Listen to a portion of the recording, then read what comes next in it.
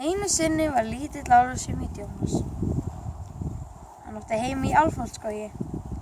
Hann var gaman að leika með hinum álfunum. Einn góðan veðurdag voru þau öll að leika sér úti, en svo kom gæs sem tók þau öll.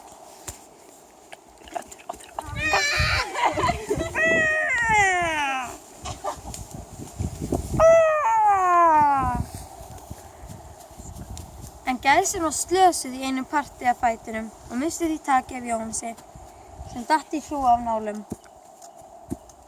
Hann leitaði allan daginn að vinum sínum. Með mikilli ólukku fann hann vinum sína að berjast í lífi sínu upp í gæsahreiðri.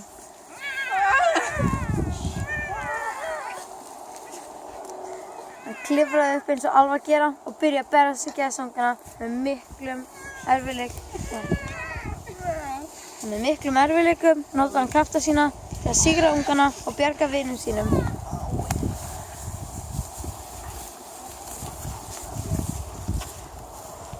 Þegar þeir komust aftur í skóginn héldu þeir partí.